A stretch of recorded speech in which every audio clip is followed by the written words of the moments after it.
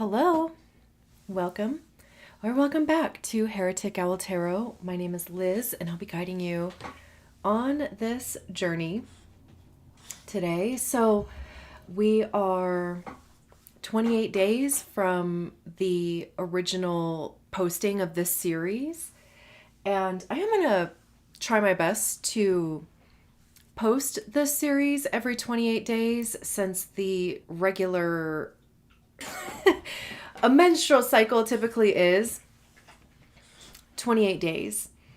Mine is not, but it used to be like clockwork. It used to be every 28 days until I got an IUD, which is honestly probably the only thing that I regret. And I also, I regret my reasoning. Anyway, so, like I said, I am going to try my best to post this series every 28 days. And we are on to the ovulation phase. Now, I just want to disclaimer this by saying that you do not have to be a menstruating person. You don't have to be in the ovulation phase of your cycle in order for these messages to resonate with you. If you're here, and I'm glad that you are, there is a message here for you more than likely. You can, however, if you are a menstruating person and if you do track your cycle, you can certainly save the videos and come back to them through your cycle and just see how those messages resonate with your life at the time. Or you can choose by the themes of each of these videos. And like I said, we are on the ovulation phase, and with that comes visibility and confidence, attraction, a sense of readiness. I'm just kind of getting this sense of an egg just being there, available for fertilization should the opportunity or the, circumstances present. It's also even just preparation meeting opportunity. And isn't that luck? So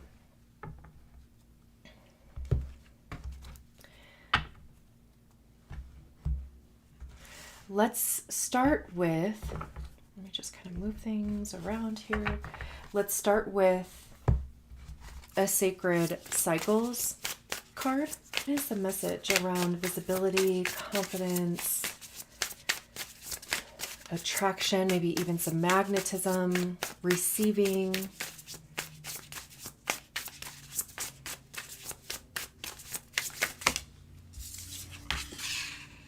Waning gibbous moon.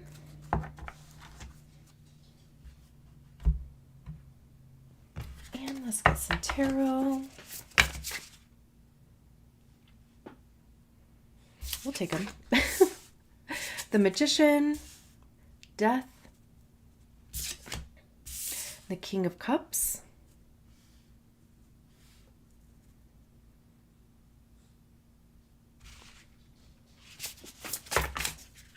okay, I was going to say, I wasn't sure. I wasn't sure if I was going to shuffle and just kind of see what happened. And I just love how these cards have just come out right away. The World card and the Five of Wands. Hang on, let me help my dog up on the... Let me help you.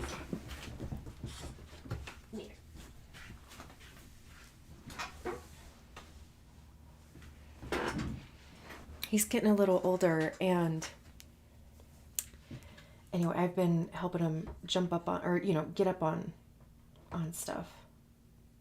And I'm just happy he's letting me. So, Judgment at the bottom of the deck. Beautiful. Okay, I'll move these around. Let me just get all the cards out and I'll move them around. Okay, let's get our Witch Oracle. woman in total control of herself.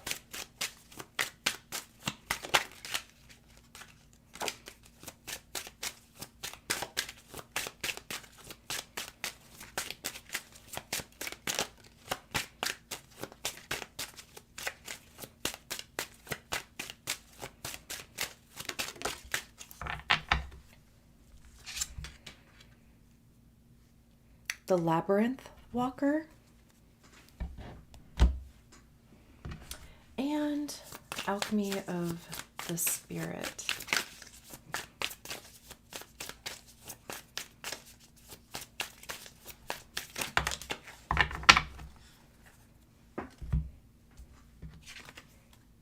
The Owl.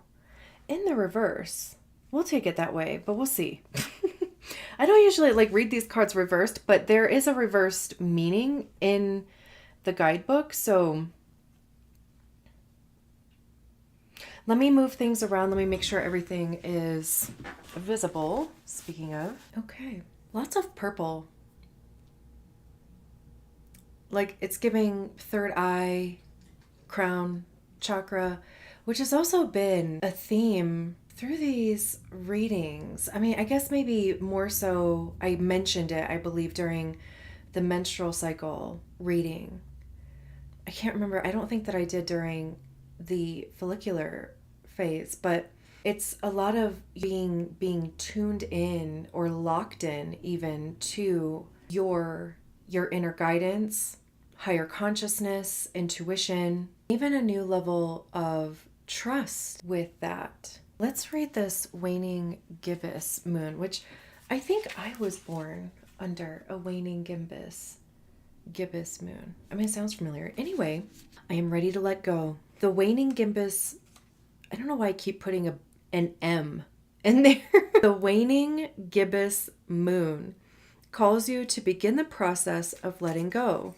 The vision that you are calling in for your soul's next iteration of growth is so expansive that space must be made for it. Creating that space begins with releasing. You may have old habits based on outdated patterns, beliefs, or ways of being. Often these habits have served you even if their sole purpose was to keep you feeling safe, and have undoubtedly been essential on your journey. The invitation now is to thank them for their service and send them on their way. If you are unsure about what needs to be released, your inner voice will tell you. You can begin the process by simply getting quiet and asking yourself what you are ready to let go of. Just like the waning gibbous moon, you are headed toward a time of inward contemplation to help call forth clarity.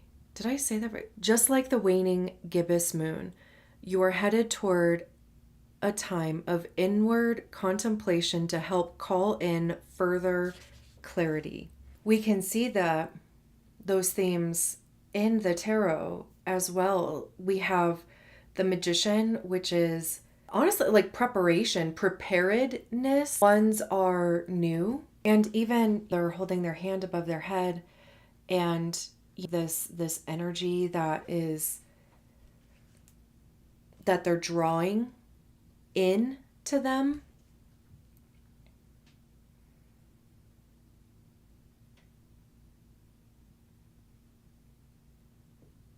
It could also be clarity around what you intuitively feel guided.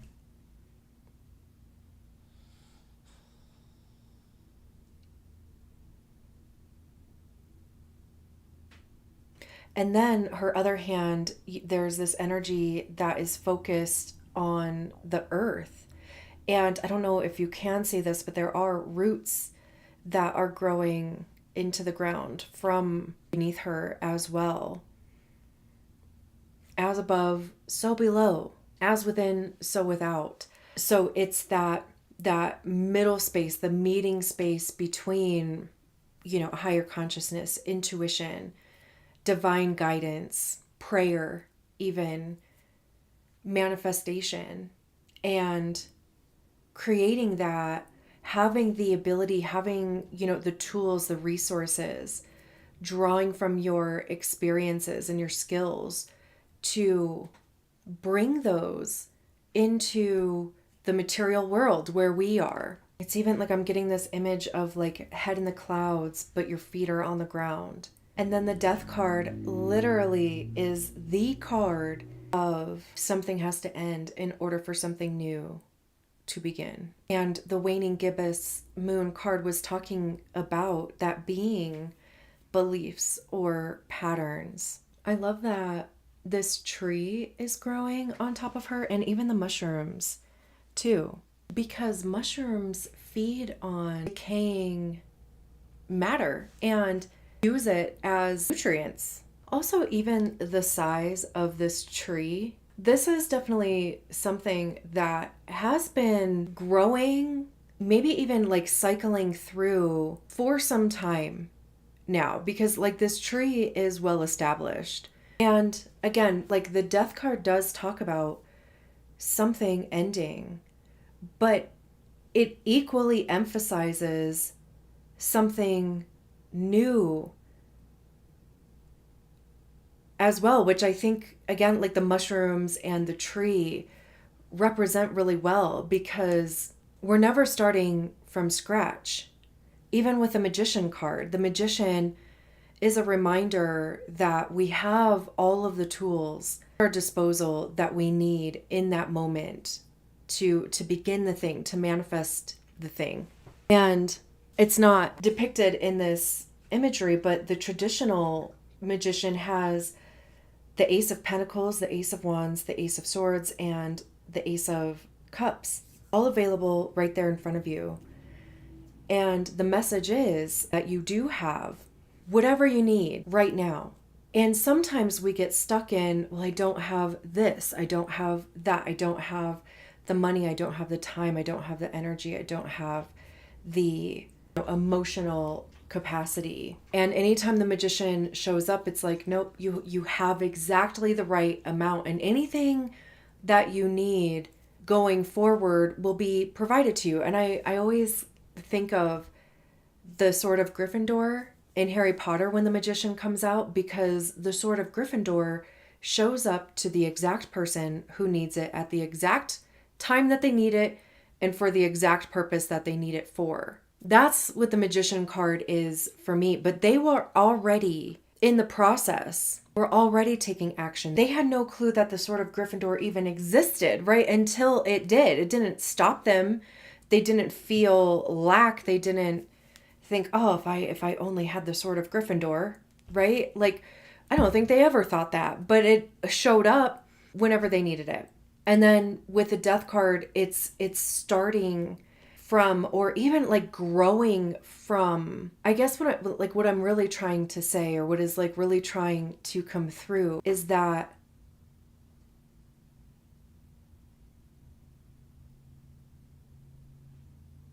letting go of old beliefs or old patterns or ways of doing things, can use those as stepping stones versus guardrails, I guess, if that makes sense, because they did serve the purpose that we created them for. It's using that experience and that awareness and that knowledge to form new patterns, new beliefs, especially based on how much you have grown emotionally, how much you have matured emotionally, and the safety that you have cultivated within yourself. Every time I look at this death card, I just kind of keep honing in on child's pose. And when I was doing yoga, I just remember them inviting you to return to child's pose if you needed to catch your breath, you needed to rest or just reset, because it does trigger our parasympathetic nervous system, calms us down, relieves stress. Even how, the roots here in the magician card and the death card, like, the similarities of that and what our nervous system looks like, right? Because it branches off, and then there's branches of branches, and it goes from the middle of our bodies to like the very tippy tops of our toes and fingers, right? The top of our heads, constantly taking in information and analyzing that too. I want to see what this Labyrinth Walker card says. We all seek comfort. It's human nature. After walking the labyrinth, we desire to sink into the center, relax, stay, maybe build a home there. We yearn to become centered by stasis, as if our spiritual, physical, or emotional well-being is a target that we can hit, a status we can achieve. We get to the center and believe we've arrived, as if our well-being is a goal with a finish line instead of an ever-evolving process, a continuum we walk daily. We seek the center and want to stay, not realizing the center, if occupied too long, becomes a trap. Stasis turns to stagnation, just like a river that no longer moves. This is a time to embrace the continued journey inward toward source, the imaginal and the liminal, and outward towards life, the practical and the tangible. A witch knows her journey moves in both directions, inward and outward, and doesn't count the steps inward as accomplishment, nor the required steps outward as failure. She embraces both expansion and entropy, and is devoted to the path as it circles and changes. And that is like the one constant in life is change, right? The one constant is that there are beginnings and there are endings. And how do we navigate those experiences or those periods of time emotionally, but also even rationally? I mean, the King of Cups is sitting in the middle of the ocean, and there are waves going on around him. But he looks like he's in complete control of it, or at least not being influenced or swept away by the current. There's a sailboat in the background, there's a dolphin, and kings are the highest expression of the suit, and cups have to do with our emotions. Again, intuition, love, our relationship to love, like how do we give it, but more importantly, how do we receive it? How do we regulate or even navigate our emotional landscape? And especially too, like when it comes to other people, because with kings being the highest expression of the suit, they are highly visible, and people look to them for guidance or as an authority, or even a beacon for their own emotional regulation. I also love that on either side of the King of Cups are two cards that speak of endings. So, the Magician is, what are you ready to materialize, or what are you ready to bring visibility to? The Death card is beliefs, limiting beliefs, patterns, habits, actions, ways of even approaching things, or even going back to the nervous system, how that visibility or that confidence or manifestation has maybe in the past felt or influenced how you went about this Magician card, how you went about using the tools at your disposal, how you felt about being visible, how your confidence came through. And it's recognizing what is not good, like what's holding you back. What is a process that you are ready to let go of? Because I have no doubt there's something in this process in there that you already recognize is not it's hindering more than it is helping.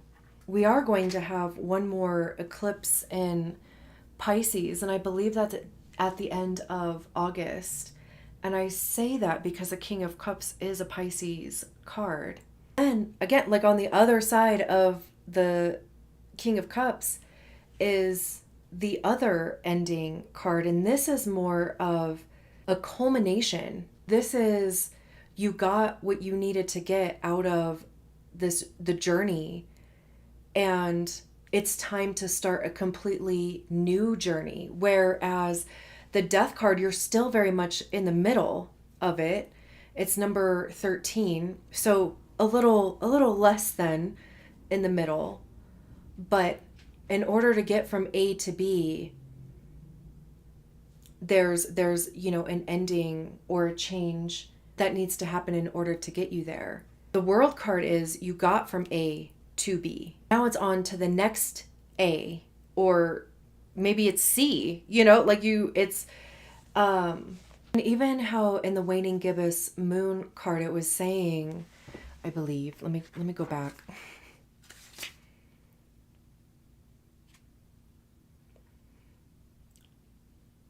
Yeah, the invitation now is to thank them for their service and send them on their way. Like, what I feel, I hope that I'm explaining that well enough, but I feel like it's kind of incomplete.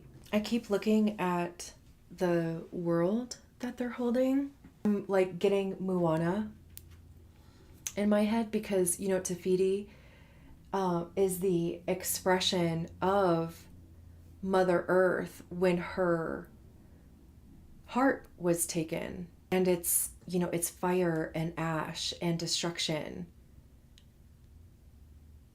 anger, rage, which is dysregulation. But then the part where Moana places her heart back, it's like literally the sea parted. Right? Like she communicated to the sea, let her come to me. Even like that song is emotional to me. Let me see if I can find it. I have crossed the horizon to find you. I know your name. They have stolen the heart from inside you, but this does not define you. This is not who you are. You know who you are. Oh yeah, okay, so Te Ka is Te Fiti without her heart. It is interesting how this set of readings has been a call to reconnect to our true selves and recognizing who that is or what that is. And it is a lot of unbecoming. It is a lot of letting go of expectations, beliefs, how you thought it was going to go, even how you thought it would manifest. It's a lot of releasing control as well. I love too on this world card that there is a stream that is coming out from Mother Earth here. Even lotus pose here too. Interesting that like yoga's been coming through a lot. I have not practiced yoga since the pandemic. So, but if you have a yoga practice, this might be a good indication of deepening that practice or returning to it. The world is a full circle. Again, everything coming together, the journey making sense, why you went through the processes that you did, and even recognition that the universe is abundant and the universe does provide whatever the universe is for you. It's also a great opportunity to reflect and even give yourself and the journey gratitude for the lessons, the growth, the hardships, and also even just for showing you that, or coming to this place of understanding what your path is, and even, like the possibilities within it. We have the Five of Wands here. Moon cycles being on both of these cards too. Just again, this reminder about cycles and how the only constant is change. And even, the moon looks different every couple days. The moon changes signs every 2.5 days. It goes through its cycle within 28 days. And the Five of Wands traditionally talks about conflict and competition or tension. Wands have to do with the actions that we take, the motivation behind the actions that we take, trial and error, learning from experience, gaining wisdom from experience as well. Because truly, we don't really get a good idea of what we like or what our path looks like unless we try. And there's this video that I literally just saw before making this, and I just cannot remember it, but I will link it. Let me actually shoot. I want to make a note because your girl will forget. It was a TikTok video, and I will link it, or I'll put it in the comments for you to watch if you want to. But it was about trying, and that's all that I remember. So I'm not going to put a lot of energy into trying to rack my brain because it's not there. But it's there enough to remember it. But yeah, we get clarity around what we want to do or what we like or where we want to focus our actions or motivation on by trying things, or even by having conversations, by saying things out loud, by engaging with people. And I know this card, like I said, it does speak to competition and conflict and tension, but I don't see that from this specific card. The book does say that these women are pointing their wands at each other, and I just don't see that. I see 5 people with their own individual Ace of Wands, but they have a common motivation. They have a common interest. They maybe even have common experiences. And even how sharing those experiences help other people in their own journey. And also even how much growth there is in discomfort. And I've been hearing this a lot too. So it's definitely something that I I need in my life. So I'm glad that I'm seeing a lot of videos on it. But talking about discomfort is where the potential for growth is, and also how we try to navigate away from discomfort, or how we perceive discomfort to be failure or not the right way to go. I do that. I 100% of the time will stop at discomfort because my nervous system does register that as unsafe. But it has also prevented me from experiencing a lot of things that I had an interest in, or that I was trying, because because my nervous system has been attuned to seeing discomfort as a threat versus it being part of growth. A butterfly literally changes from one state of being to a completely different state. They turn to goo. You can't get any more uncomfortable than that to become, a beautiful butterfly. I actually wrote a poem about that.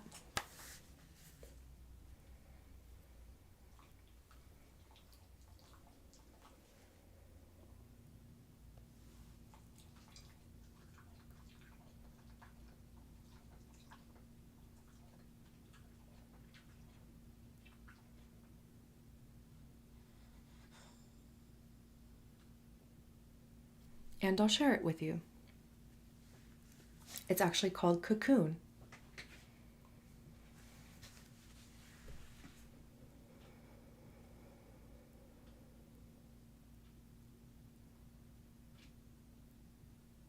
I've spun my cocoon a little too tight. I didn't consider that as I was wrapping myself tighter and tighter. I only knew that I needed the comfort like a weighted blanket. I needed to feel safe. I needed to feel secure. I needed to feel protected. I needed to feel the opposite of what I was feeling. I didn't consider that the safety and security, the comfort that I wrapped myself in would turn into a prison, that the weighted blanket would turn to iron. I mean, I've healed in here. I've transformed in here. I've gotten comfortable in here. But now I'm ready to break out of here and fly away with my beautiful new wings. But where's the door, the window, the exit? How do I get out of here? There are no weak points in my walls. I've reinforced them all. Oh no, I'm uncomfortable in here. It's the opposite of what I've created. It feels like a threat in here. The walls are too close to me. I don't fit in here. But wait, is it a threat? Or can that be the power in my wings? Can that be the strength to break out of here? Can that be my liberation? Discomfort will be my liberation.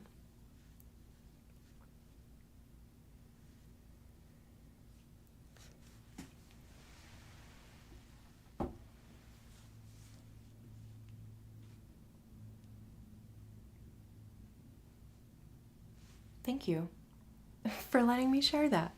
I'm like sweating now, but it's also even recognizing how those things that you have been through, the experiences that you do have to draw on, how they can help you navigate tension or discomfort.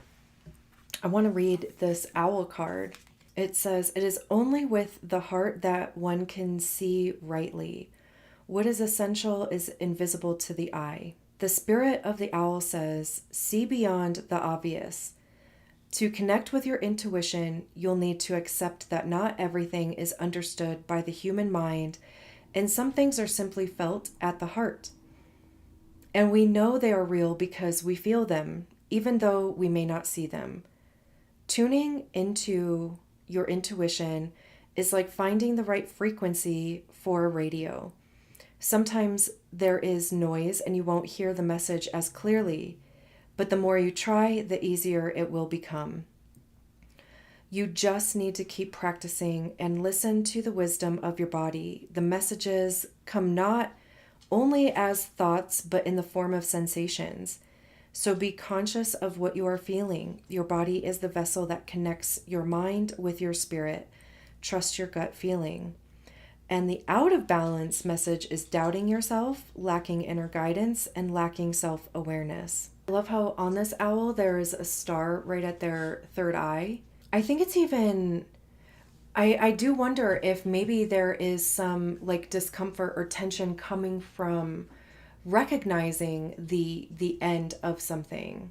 You know, recognizing whatever the world card is for you. And that could be where the doubt comes from. And of course, like just paying attention to what is happening between your body and your mind. Because it's more than likely your mind that is where the doubt is coming from. And that just kind of jumbles up what our intuition is trying to communicate. The Judgment card was at the bottom of the deck. And that's the card that comes right before the World card. So I kind of love how it's coming after, or it's like at the bottom of the deck, or like foundational, because this card is sometimes called the Awakener. And it's about seeing how the journey that you've been on, seeing even how that has awakened something in you. I love to the shower, and it's, just cleansing yourself, and even, like for preparing yourself to go into a new cycle, to go even into the ending, or the completion, the culmination, only with what you need to take forward with you, releasing what's no longer serving, understanding how that did serve you at the time or throughout time, but also recognizing how stepping into this new chapter, even, we're talking about visibility and confidence and, being available, putting yourself out there. It is a vulnerable act to do that. And, like not bringing with you any type of, prior, experience, or not bringing with you, like, this is how it went before, so that's how it's going to go now, right? Like, it's cleansing yourself of that. Even putting yourself in situations that are uncomfortable, using your wings to break you out of your cocoon, allowing the discomfort to liberate you. And even, changing a perspective in that, like seeing discomfort as a way out, or even like a way through. There's even that saying of, and I have to look it up every time. I literally have looked this up so many times. The time and the day came when the risk to remain tight in a bud was more painful than the risk it took to blossom. The day came when the day came when and the day came when the risk to remain tight in a bud was more painful than the risk it took to blossom. We have the Eight of Swords behind the Judgment card, the Hierophant, and the Ace of Cups. I think too that it's going to take the Hierophant would be the set of beliefs that we were given, that we were taught, that we were conditioned, that we learned.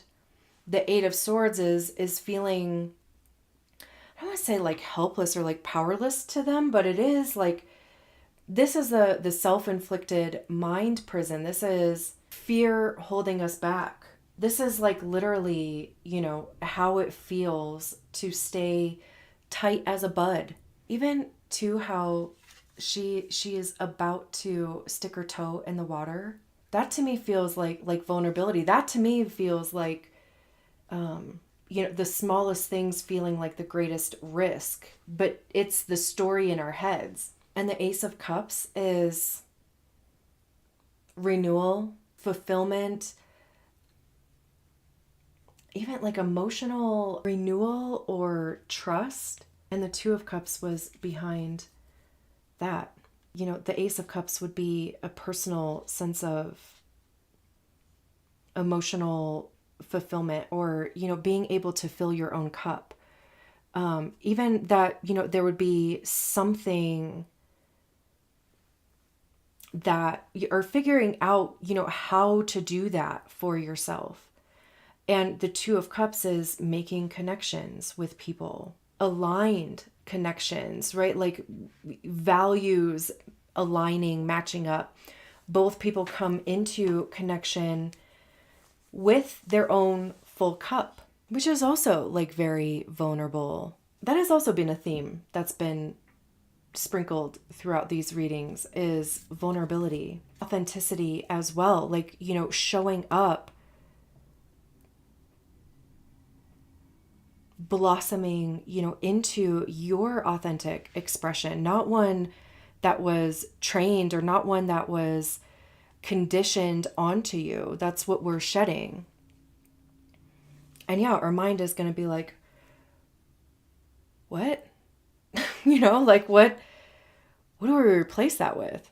You will, you replace it with your own philosophy, your own way of being, your own ability to love yourself and receive love and, give it in a way that keeps your cup full. Beautiful. I'm going to leave it there. Thank you so much for allowing me to read your cards. I will talk to you soon. Bye.